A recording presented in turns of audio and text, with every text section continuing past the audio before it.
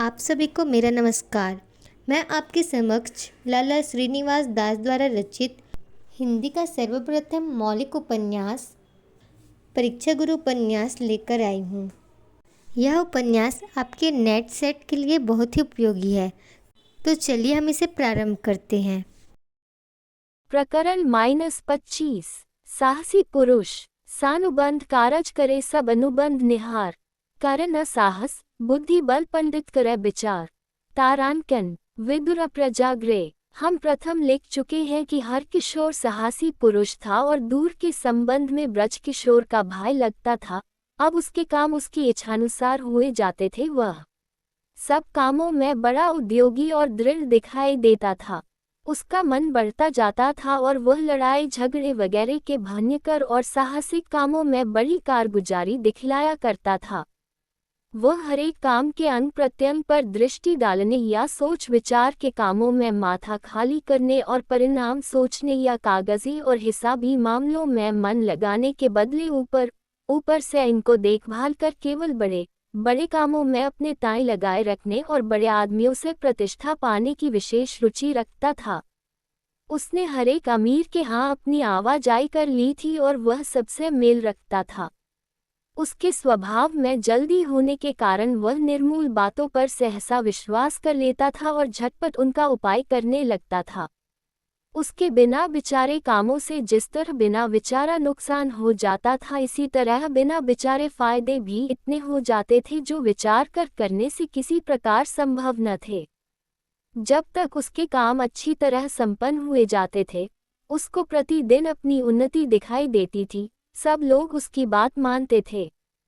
उसका मन बढ़ता जाता था और वो अपना काम संपन्न करने के लिए अधिक परिश्रम करता था। परंतु जहाँ किसी बात में उसका मन रुका, उसकी इच्छानुसार काम न हुआ, किसी ने उसकी बात दुलक दी अथवा उसको शाबाशी न मिली, वहाँ वह तत्काल आग हो जाता था। हरेक काम को बुरी निगाह से देखने लगता था। उसकी कारगुजारी में फर्क आ जाता था और वह नुकसान से खुश होने लगता था। इसलिए उसकी मित्रता भय से खाली न थी।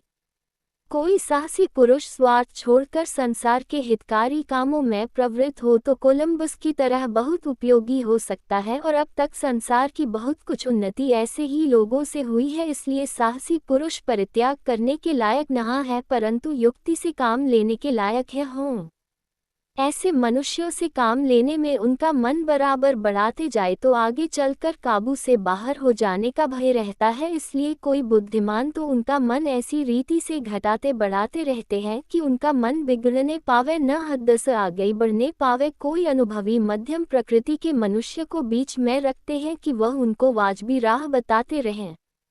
परंतु लाला मदन मोहन के यहाँ ऐसा कुछ प्रबंध न था।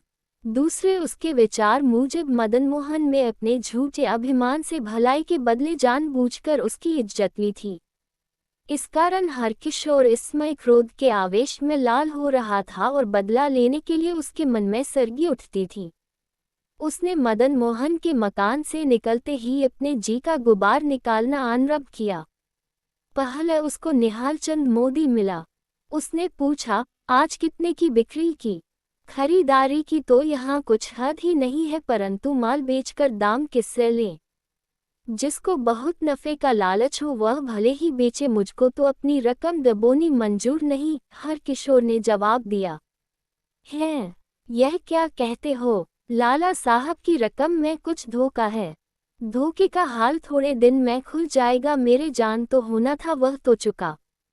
तुम ये बात क्या समझकर कहते हो? मोदी ने घबरा कर पूछा। कम से कम 1,50,000 का तो शीशा बर्तन इस समय इनके मकान में होगा। समय पर शीशे के बर्तन को कोई नहीं पूछता। उसकी लागत में रुपए के 2 आने नहीं उठते। इन्हीं चीज़ों की खरीदारी में तो सब दौलत जाती रही। मैंने निश्चय सुना है कि इन चीज़ों की कीमत बाबत 50,000 रुपये तो ब्राइट साहब के देने हैं, और कल एक अंग्रेज 10,000 रुपये मांगने आया था। न जाने उसके लेने थे कि कर्ज मांगता था, परंतु लाला साहब ने किसी में उधार मांग कर देने का करार किया है। फिर जहां उधार के भरोसे सब काम भुगतने लगा, वहां बाकी क्या रहा? मैंने अपनी रकम के लिए अभी बहुत तकाजा किया पर वे फूटी कौड़ी नहीं देते, इसलिए मैं तो अपने रुपयों की नालिश अभी दायर करता हूँ तुम्हारी, तुम जानो। ये बात सुनते ही मोदी के होश उड़ गए। वह बोला, मेरे भी 5,000 लेने हैं। मैंने कई बार तगादा किया पर कुछ सुनाई न हुई। मैं अभी जाकर अपनी रकम मांगता हूँ, जो सूदी तरह दे देंगे तो ठीक है, नहीं तो मैं भी नालिश कर दूंगा। ब्योहार में मुलाहिजा किया। इस तरह बतलाकर दोनों अपने अपने रास्ते लग गई। आगे चलकर हरकिशोर को मिस्टर ब्राइट का मुंशी मिला। वह अपने घर भोजन करने जाता था। उसे देखकर हरकिशोर अपने आप कहने लगा, मुझे क्या है, मेरे तो थोड़े से रुपए हैं, मैं तो अभी नालिश करके पटा लूंगा। मुश्किल तो 50,000 वालों की है, देखे वह क्या करते हैं। लाला हरकिशोर किस पर नालिश की तैयारी कर रहे हैं? मुंशी ने पूछा। कुछ नहीं साहब, मैं आपसे कुछ नहीं कहता। मैं तो बेचारे मदन मोहन का विचार कर रहा हूँ। हाँ, उसकी सब दौलत थोड़े दिन में लुट गई, अब उसके काम में हलचल हो रही है, लोग नालिश करने को तैयार हैं। मैंने भी कमबख्त के मारे 1,002 का कपड़ा दे दिया था, इसलिए मैं भी अपने रुपए पटाने की राह सोच रहा हूँ। बेचारा मदन मोहन कैसा सीधा आदमी था, क्या सचमुच उस पर तकाजा हो गया? उस पर तो हमारे साहब के भी 50,000 रुपए लेने हैं। आज सवेरे तो लाला मदन मोहन की तरफ से बड़े कांचों की एक जोड़ी खरीदने के लिए मास्टर शंभूदयाल हमारे साहब के पास गए थे, फिर इतनी देर में क्या हो गया? तुमने ये बात किससे सुनी? मैं आप वहां से आता हूँ।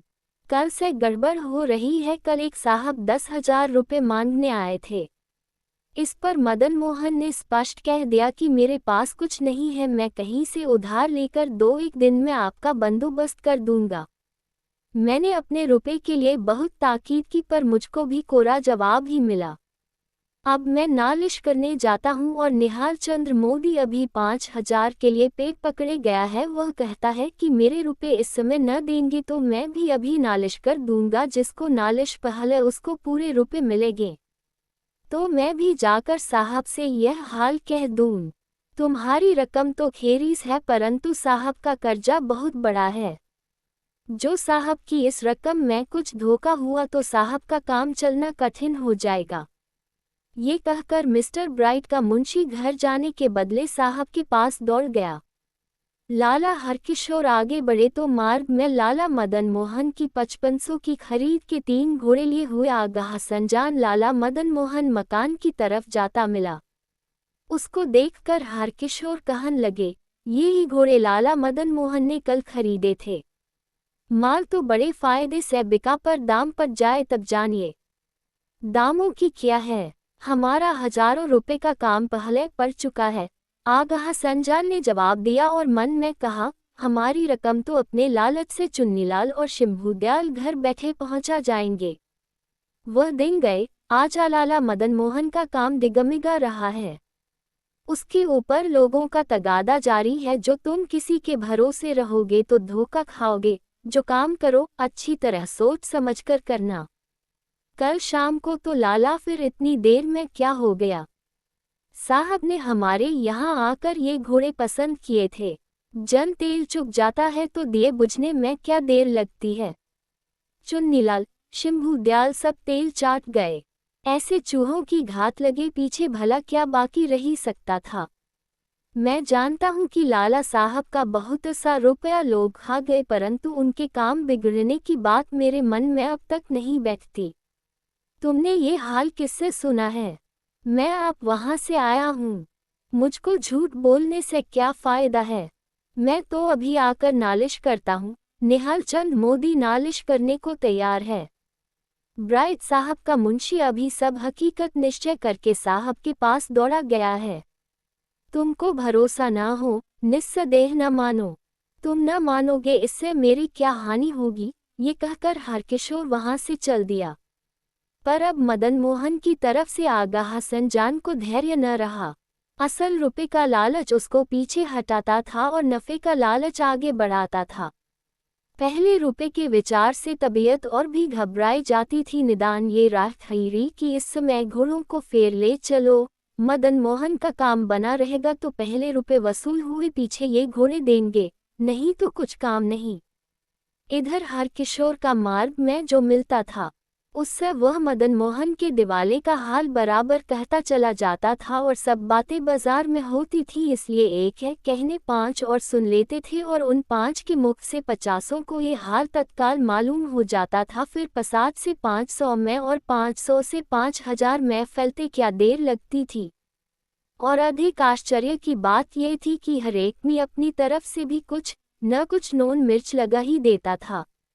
जिसको एक के कहने से भरोसा न आया, दो कहने से आ गया, दो के कहने से न आया, चार के कहने से आ गया। मदन मोहन के चाल चलन से अनुभवी मनुष्य तो ये परिणाम पहले ही से समझ रहे थे, जिस पर मास्टर शंभुदयाल में मदन मोहन की तरफ से एक दो जगह उधार लेने की बातचीत की थी, इसलिए इस चर्चा में किसी को संदेह न रहा।